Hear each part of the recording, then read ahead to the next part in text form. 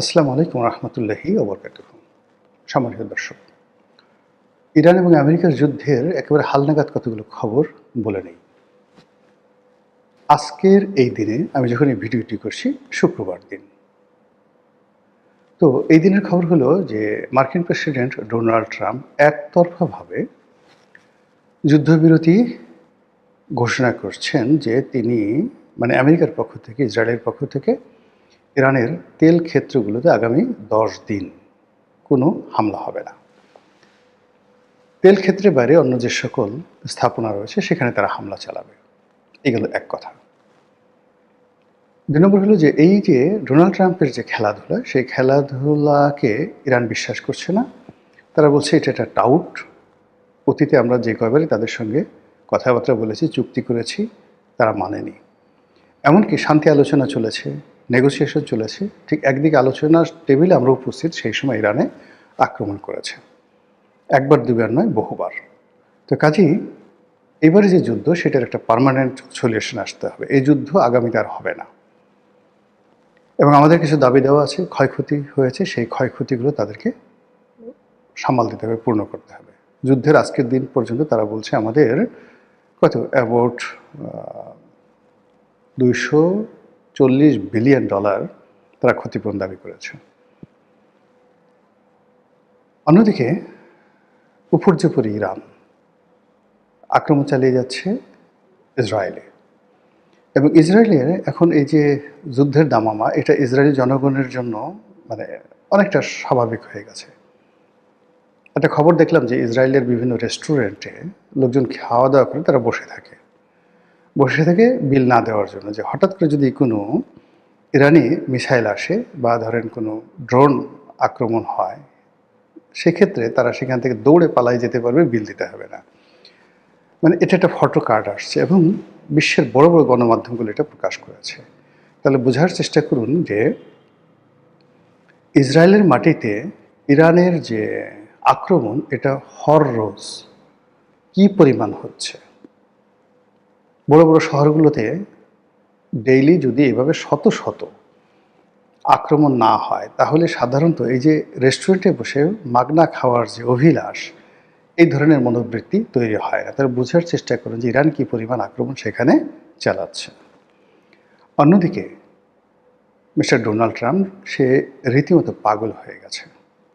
একবার বলছে যে ইরানের যারা লোকজন, তারা তাকে সর্বোচ্চ ধর্মীয় নেতা হিসেবে নিয়োগ দিতে চাচ্ছিল, আমি না করে দিয়েছি। আবার বলছে যে এতদিনের মধ্যে ইরান আত্মসমর্পণ করবে, এটা তাদের শেষ সুযোগ, আদারওয়াইজ ইরান শেষ করে দেওয়া হবে।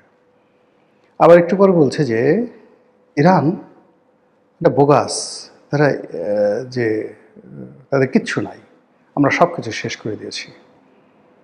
আবার তারপরে বলছে যে তারা এত দক্ষতার সাথে যুদ্ধ করছে, যেটা লাউজি যুদ্ধ করছে। তারপর যে কথাগুলো বলছে যে ইরান আমাদের সাথে যে আলোচনা করবে, তাদের কোনো লোকই নেই, তারা ভয় পাচ্ছে যে যদি প্রকাশ্যে আসে তাহলে আমরা তাদেরকে মেরে ফেলব। তারপর সে বলছে যে আমরা যুদ্ধবিরতি করব না, ইরানকেই এগিয়ে এসে আমাদের কাছে হাতে পায়ে ধরে আমাদেরকে রাজি করাতে হবে। এখন এই কথাগুলো সবই কিন্তু আন্তর্জাতিক গণমাধ্যমে আসছে, এবং সেই গণমাধ্যম যেন তেন গণমাধ্যম নয়। এটা হলো যে আমেরিকা এবং ইউরোপের বড় বড় পত্রিকা, new York Times, Sunday Times, London Times, the guardian, এই সমস্ত পত্রপত্রিকা।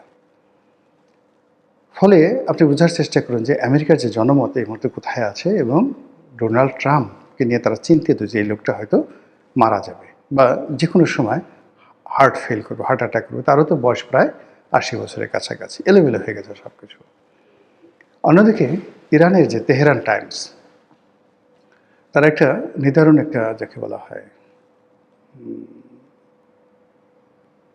কার্টুন এঁকেছে, এবং সেখানে একটা হেডলাইন দিয়েছে। হেডলাইনটির অর্থ হলো বনের যে শুয়োরগুলো রয়েছে, দাতাল শুয়োর রয়েছে, তো হঠাৎ যদি আপনি দেখেন যে এই শুয়োরগুলো আকাশে উঠতেছে, পিগ আকাশে উঠতেছে, ওটা যেদিন দেখবেন সেদিন হয়তো ইরানের সাথে আমাদের একটা মানে আমেরিকার সাথে আমাদের একটা সমঝোতা হলেও হতে পারত। বুঝতে পারেন যে ইরান যুদ্ধ চালিয়ে যাওয়ার ব্যাপারে কতটা দৃঢ় প্রতিজ্ঞ।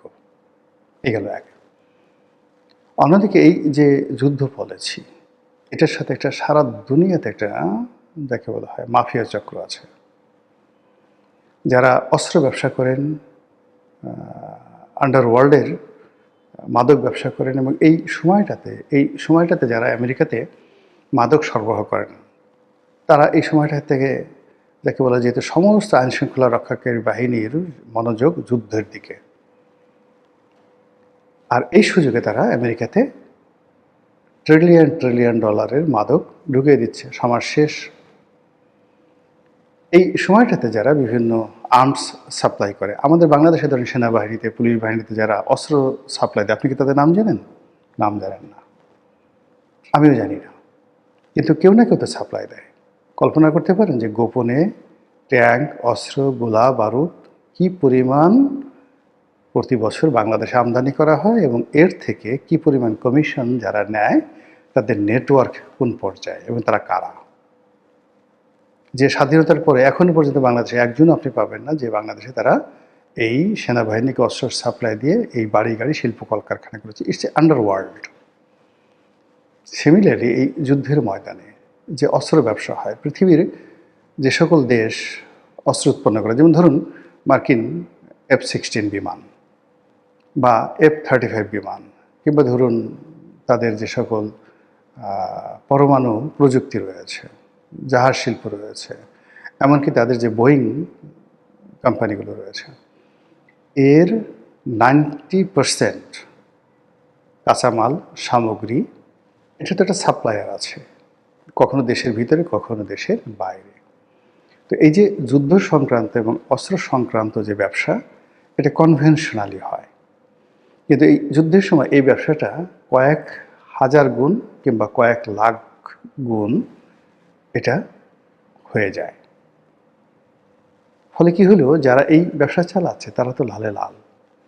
তাদের হাতে এত ক্ষমতা যে পুরো সেনাবাহিনীকে তারা কিনে নিতে পারে, তাদের হাতে এত ক্ষমতা, তারা যে কোনো কাজ করতে পারে। ফলে ডোনাল্ড ট্রাম্প চাইলেও তিনি এই যুদ্ধ থেকে বেরোতে পারবেন না, আর ইরানও এই যুদ্ধ থেকে এই মুহূর্তে বের হবে না। এর কারণ হলো, এবং ইসরায়েলও বের হবে না। ইসরায়েল যে অবস্থায় আছে, তার সমস্ত রাজনৈতিক অবস্থা চাপা পড়ে আছে, সব কিছু বাদ দিয়ে মানুষ শুধু নিজেরটা চিন্তা করতেছে, সে আজকের দিনের কথা চিন্তা করছে। এনি ক্রাইসিস, যখন একটা দেশে খুব মারাত্মক ক্রাইসিস হয়, আমজনতার ক্ষতি হয়, সাধারণ জনগণের ক্ষতি হয়, অর্থনীতি ধ্বংসপ্রাপ্ত হয়, কিন্তু সমাজে যারা নেতৃস্থানীয় যারা লোকজন আছে, তাদের মধ্যে যারা ধড়িবাজ, তারা ওই সময়টাতে সবচেয়ে বেশি বেনিফিট হয়। সেম কাজ ইরানে হচ্ছে, ইসরায়েলে হচ্ছে, আমেরিকাতে হচ্ছে, এবং ইসরায়েল, আমেরিকা এবং ইরানের সাথে যারা সম্পৃক্ত বিভিন্ন দেশ, ব্যক্তি, প্রতিষ্ঠান, তারা এই সময়টাতে এই যুদ্ধকে কেন্দ্র করে যে বাণিজ্য, এই বাণিজ্যতে যে অর্থ তারা উপার্জন করেছে, সেই অর্থের মূল্যমান কত কল্পনাই করতে পারবেন না। এটা যুদ্ধের পরে বোঝা যাবে। তো কাজেই ইরান এবং আমেরিকার যুদ্ধ সহজে থামছে না। থামার কতগুলো লক্ষণ আছে। প্রথম লক্ষণ হলো যে একটি পক্ষ সম্পূর্ণরূপে পরাজিত হবে, আমেরিকা অথবা ইরান সম্পূর্ণরূপে পরাজিত হবে, যুদ্ধ থেমে যাবে।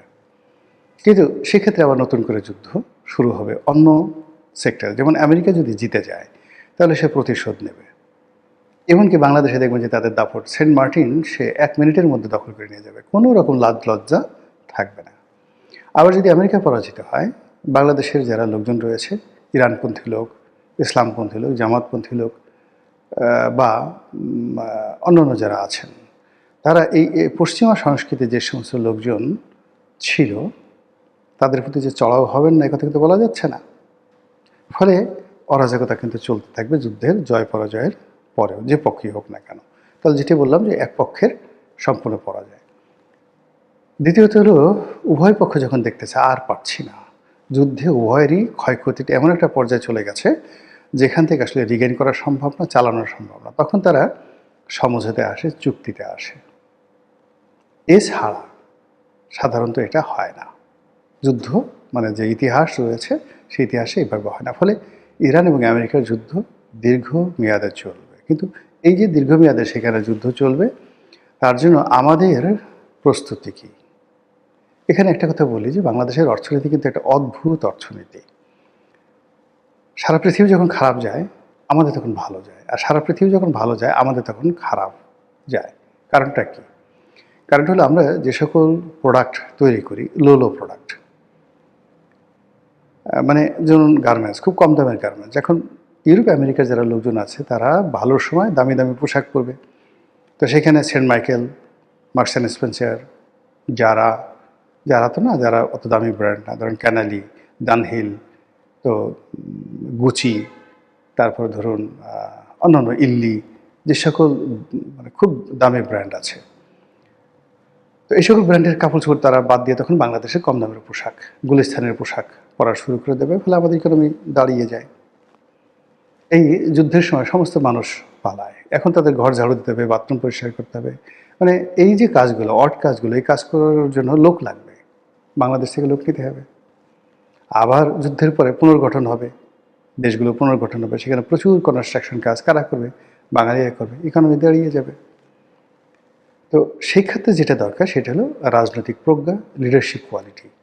আর এগুলো যদি না থাকে তাহলে কি হচ্ছে, এই যে আমাদের যে চিরাচরিত যে ক্যারেক্টারিস্টিক্স রয়েছে, সেই ক্যারেক্টারিস্টিক্সের যে সুফলগুলো সেগুলো আমরা না পেয়ে বরং আমরা আরও এই যুদ্ধের সাথে নিজেদেরকে জড়িয়ে ফেলে আমরাও সর্বনাশের পথে এগোতে থাকব। আশা করি রাজনৈতিক দলগুলো বা যারা ক্ষমতায় আছেন তারা সতর্ক হবেন, পরিস্থিতি মূল্যায়ন করবেন এবং আমাদের দেশটা যেন টিকে থাকে সেইভাবে ধীর স্থিরভাবে তারা সিদ্ধান্ত গ্রহণ করবেন। আসসালামু আলাইকুম রহমতুল্লাহি ওয়া বারাকাতুহু।